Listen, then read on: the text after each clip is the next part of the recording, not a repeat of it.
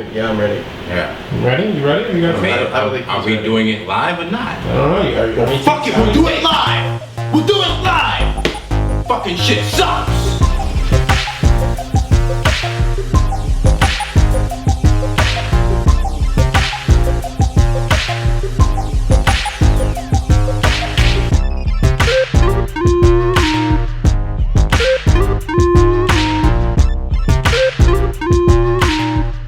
Initiate Vigilante mode. Welcome back to Vigilante mode. I'm joined by the Legend of Nod. How you doing? What's going on, y'all? And we just got out of a screening for Star Trek Beyond. We're going to talk about it, but we're also going to do something a little bit funky today. And because these videos are so long, and it takes a long time to edit, what we're going to do is we're going to actually kind of talk about the trilogy as it is, and we're going to each take 1 minute to basically say our likes, dislikes, highlights from that particular movie, try to fit it into 1 minute, and then it'll switch. Summing up the experience of each movie, and then we'll get to the third one, and then that one will have maybe 2 minutes, or maybe 3. Spoilers, once again. Okay, so Star Trek 2009, a much welcome reboot. That was like the trend during like the early 2000s, like Batman Begins, Casino Royale, and then Star Trek. All those reboots of these like classic properties, and J.J. Abrams brought onto that project. You know, he had done a few films, but this is like one of his first real movies. He wasn't a particularly big Star Trek fan. And he definitely, and him and the writers, they injected more of a Star Wars-like tone, I think it's fair to say, into that movie. And I think that's what got a lot of new people kind of hooked on, or at least more interested in this newer version of Star Trek. So it definitely has a lot of the elements of the original series, but it's like updates it, modern technology. It was great, it's fun, casting is great, and it's epic. And I loved it, and it's a good movie, and it's definitely one of the better of the trilogy. Cut! Okay. Well, the first Star Trek in this new series really appeals more to a younger crowd. The older crowd was used to a lot more cerebral experience, and this new one tried to interject a lot more action and some more swashbuckling nature to it. So it did engross a lot of the younger audience, as well as pay homage to a lot of the things that the older audiences have grown to expect from it. But like Jordan also said, it took a lot of its cues from Star Wars, especially A New Hope, and especially with the shots and everything. They had a lot of big, wide open shots that were very reminiscent of it, and I feel that was almost done on purpose to remind people of Star Wars. And it was also kind of J.J. Abrams' audition for the Star Wars movies, or at least the episode 7. So it was a good introduction to that.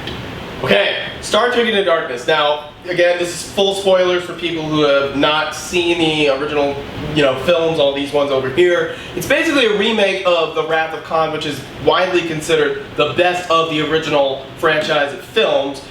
It's, used a villain from the television series, and then, they made a film out of it. And here, again, despite like J.J. Abrams denying that Khan was going to be the main villain, here, of course, he was the main villain, and I thought he was a really good villain, but it just didn't do The Wrath of Khan better than The Wrath of Khan did The Wrath of Khan. So I just thought that they could have sort of like had that movie be just as good as it was, or even better, without having Khan be an element of the movie. Aside from that, it was pretty solid, pretty good, and a lot of fun, darker, but a little bit of a retread of the first one with a lot of the set pieces like that flying into space stuff, whatever. But I actually think that Peter Weller, former RoboCop, played a pretty good villain, one of the stronger villains in the franchise for me. I thought this second one, Into Darkness, was almost a dip down from the first one. The first one introduced all the characters, and yes, we had to spend a lot of time in figuring out the nuances of the characters. And this time we're more or less thrown into the fray. But it also seemed like the middle ground in a trilogy, because it didn't quite take it as far as it could have gone, And it stayed very safe, i.e. using a story from one of the previous movies. They had a blueprint already that they were kind of going off of, and then they used the same shtick that they used from the first one to kind of be like, well, since it's an alternate reality, it's still kind of the same thing, but not different enough. That was my main thing about it. It wasn't different enough. I enjoyed Khan as a character, but Benedict, like Jordan said, could have been his own character. They could have just shown Khan in there, and just showing him would have been stronger. I think we both, agree that, that whole John Harrison, like, decoy thing could have been the way that they took that second one anyway. Yeah, and it would have also opened it up to have a bit more twists and turns that we didn't see coming or couldn't have possibly expected, just because they present a whole new character. Part one, though, man, I mean, we were watching it last night, it just like always packs a punch for me. It's a great origin story. I really feel connected with Kirk, like seeing him in the bar brawls and his like kind of like father figure with Pike. I mean, his relationship with Spock. It was just like such a well-paced movie. Every moment has like action, but character development as well. It's just a really good film.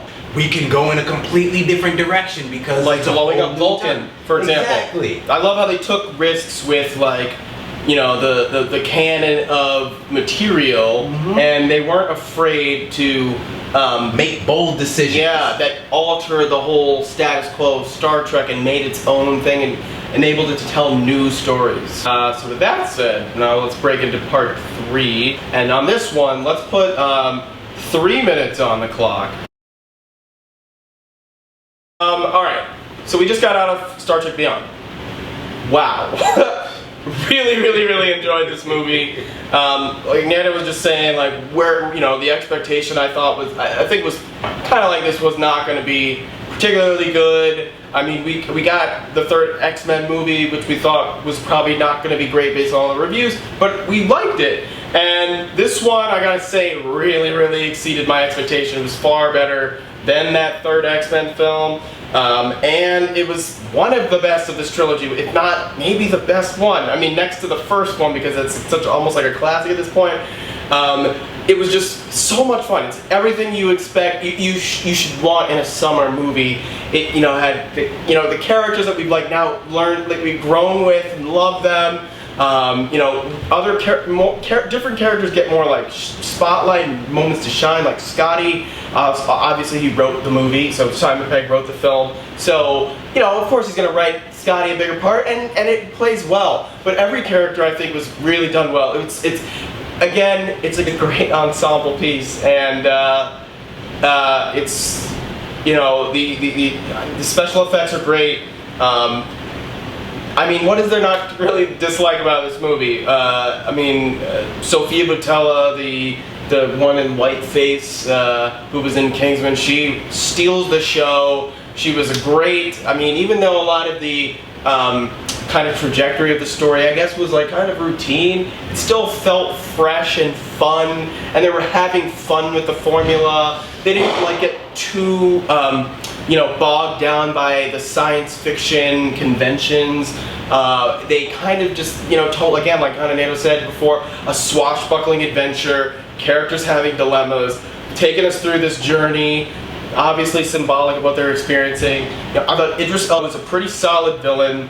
There's maybe like some minor gripes and stuff, and we'll talk about that in a minute, but I really liked the film, and there was good moments of like homage to the original series and franchise and stuff like that, and again, it's like taking it a new place. Like Anton Yelchin is probably the big thing that everybody's wondering about, and he did a pretty good job for his final film, and I'm wondering if they're going to take this further and make a part 4, I don't know.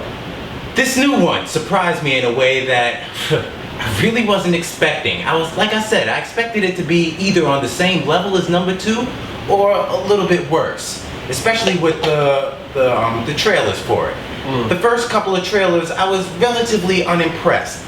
Not just because of the shots that they chose to use, but because it felt different than the first 2.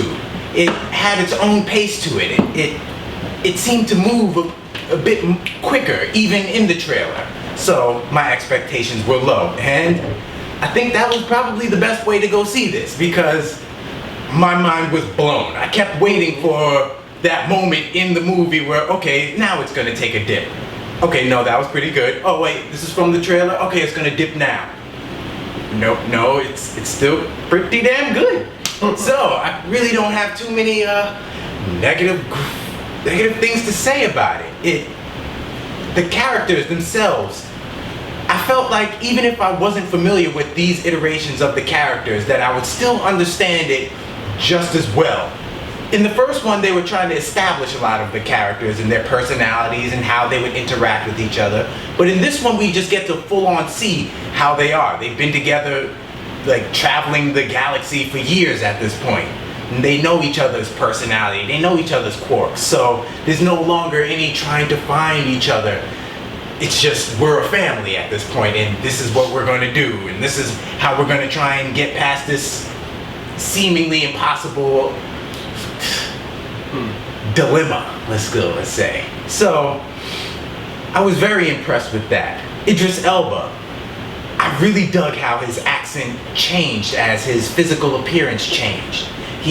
At first, he was almost unable to understand what he was saying. It's even like, especially when he's speaking to Uhura or any of the other crew that he's captured. It was extremely interesting to hear as his face morphed into more of a human-like, features. He was able to alter his accent accordingly. That was very impressive. Especially, and I also enjoyed Simon Pegg.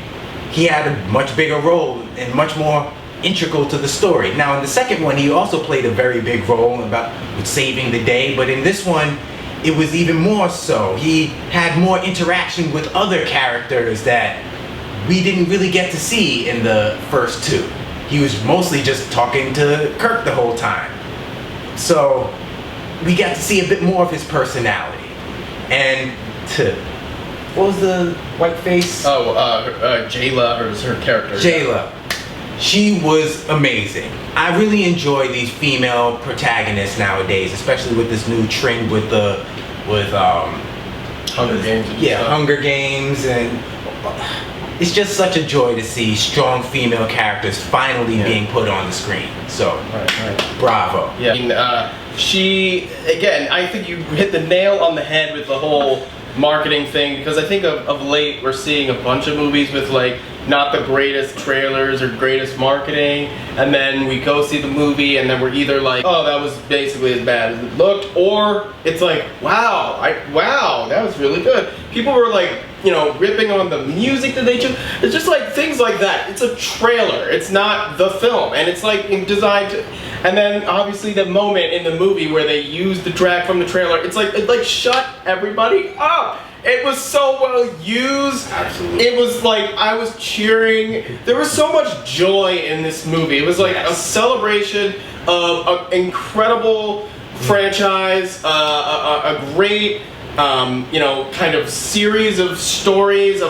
Star Trek is inherently, morality tales. It's really just about humankind, human nature. Exactly. It's about what makes us human. I think that's what people don't really understand about Star Trek, who are not really initiated into it. They think that it's like overly intellectual, overly cerebral, and I find it to be completely the opposite. I feel like it's so easy for me to like just sink into it. We've seen everything, and with the exception of like Deep Space Nine and Enterprise, we've basically seen just about everything. And particularly the Next Generation, the character development, it's like better than any show's character development I've ever seen, really. Yeah, especially the individual arcs. Like, they take the time to actually flush out the character's psyche, and we get to see more than just, oh, this guy's good at fighting, this guy's good at solving problems. Yeah. No, we get a blend. We actually get real characters. The emotion that Spock showed seemed to fit a lot more. He shows joy, genuine joy, and sorrow, and remorse, and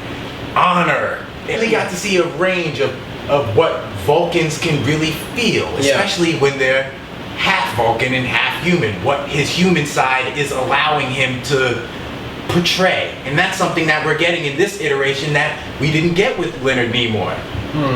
The characters are so complex. I mean, I could talk for days of just about each person's character. They go beyond the archetypes that we're kind of used to. Uhura, who is supposed to be just the intellectual, who speaks a whole plethora of languages and dialects and everything. Yeah, she can throw down. Yeah. Sometimes I was unsure whether I was watching Gamora from True. Guardians of the Galaxy, but Yeah. it still worked with her character that she is more physical. This And like is you a new said- age. There's no more damsel in distresses. We're all capable, and when we have to step up, we do. So I had a thought about the theme that kind of hammered home at the end of it. So the theme mirrored our current national relationship struggles. Those who have fought a particular race or group their entire life or career, it's hard for them to view other people as acceptable members of society. Likewise, our younger generation values trying to hold on to our nuances and our differences to bring us all together and really celebrate us as living beings, especially in this political climate. There's a lot of negativity spewed towards the other, whether it be the Muslims in the Middle East or even local Muslims or black people with Black Lives Matter. There's always seemed to be a rift, and the main villain, Idris Elba, really seemed to hammer that in. He came from an era where all of humanity was pretty much fighting all other races, and there was not too much unity within them. Right. And when it came time to unify, or when he understood that everyone else is unified, he felt that was wrong, that we should be fighting them. They've killed many of my friends, so why should I be good with them now? So I felt that was very strong. It's something that we should all really take heed of. That's like the beauty of Trek, you know. I mean, and science fiction is that like it's always meant to. I mean, like the Philip K. Dick stuff, Isaac Asimov stuff. I think Gene Roddenberry's up there. I think George Lucas is up there. Absolutely. All these guys basically, they're. I mean, it's metaphoric of our culture, society. Communism. Like back in the day, like that was a big thing that was highlighted on Star Trek. And I think you're right. This movie really did kind of probe at a lot of. I mean, I was gonna say nationalism, but I think it even goes beyond that because of militarization, and that's something I remember that in the second movie. I love that line. Is this a military operation? Because I thought we were explorers, And I remember hearing Peg and like the team saying that this next one, the Beyond, was going to be a little bit more like going back to the original kind of not formula, but the idea of it being more about like discovery and like the unknown, and how that kind of is juxtaposed with Idris Elba's character and him, being one of the first Starfleet, captains really, who didn't like basically live in that era where, humankind, other races are really finally becoming united, and he, like you said, he just can't let go of that fear. The fear, the hatred. It's interesting how they saved kind of like his character progression for like the third act. They kind of waited till the end of the movie to kind of give you the reveal, which I was like, oh, and that was maybe kind of smart too from like a movie telling standpoint. But up until that point, I was like, oh, he's kind of like a Nero. He's kind of like a this, because he's just like in the background, and he's just you only cut to him when he's just like about to do something nefarious and not really give us much character development. But then the third act of the movie like brings it to you, and he like kind of owns the third act. And then I was kind of like, okay, this movie is pretty aware of itself in a good way. It knows how it's kind of manipulating you, and I mean that in a good way. About that sequence where basically like the bees are attacking the Enterprise. Oh my God, the effect. I mean, what an incredible sequence that was. And it also brought it back to the first one. It really closed the circle on a lot of areas. Yeah. It did kind of create that Joseph Campbell hero's journey, full circle thing. Like homage to some of the other Trek movies in that, like with the saucer section disconnecting, like Star Trek Generations, where the Enterprise D gets destroyed. And I'm so happy to see the Enterprise A, like the A logo on it. See, again, it had like a lot of those little things that people like me and you would get. It has a lot of fan service, but there's still enough for people who aren't necessarily hard trekkers. It's very to accessible. Really appreciate it and still get the goosebumps and have clapping, cheering moments. You feel the camaraderie with the whole theater because this is just greatness is happening. And I love how they found that ship. You know, like that was so cool. Kind of like a some fan service for fans of like the Enterprise. They brought in a NX class starship, which are like the kind of like the first group of the long-term space travel ships. You know, they can only hit up to like warp 4 or whatever. You know, and, like, you know, for the fans, you know that like warp 10 is like where they are able to get up to, at least from what I understand, in like Next Generation in that era. And I almost can't believe that I rated this one higher than the first one. But I think it's because of the growth of all the characters. The characters, you don't need to introduce them anymore. Yeah. We know who they are, and even if the audience doesn't know who they are, the movie knows who they are. So they're able to just dive into the nuances of the characters without like tiptoeing around it to try and introduce it. Or alienating anybody. I feel like it's really inclusive. And like, I mean, we watched Force Awakens the other night, and it's not that it's diminished for me, but I just, you see it multiple times. You see more flaws and things that I maybe would have done differently or whatever. Like, I would have made Jakku blue, you know, instead of just like look like Tatooine. Little things like that. Little thing. Here, I mean, I just felt like maybe there was some things that I need to like really analyze. Was the pacing all good? I don't know. It was okay. It was fine pacing. Some moments I was like, okay, when's something gonna happen? And then something happens. This is a really solid like delivery. You know, I'm like really invested in what's going on screen. I think it's time to score this bad boy. I think so. Okay, so Star Trek from 2009. Maybe B+. Okay. I'm gonna say A- for the first one. It was like 90. For the second one, I'd say probably a C+, B-. Into Darkness, I'm gonna give a B- as well, because it's still an enjoyable movie.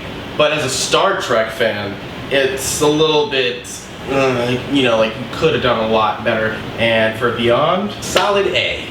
I enjoyed the hell out of this movie. it's really good.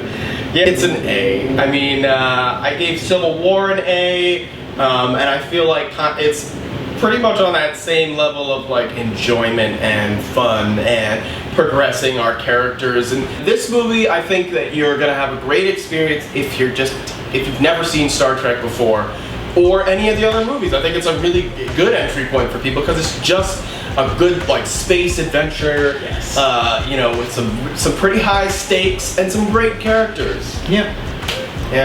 I don't know what more could be said. I think we really kind of went in on Trek. Thank you, Legend. It was really fun going to see this movie, man, and you know, they gave us free popcorn. It was great.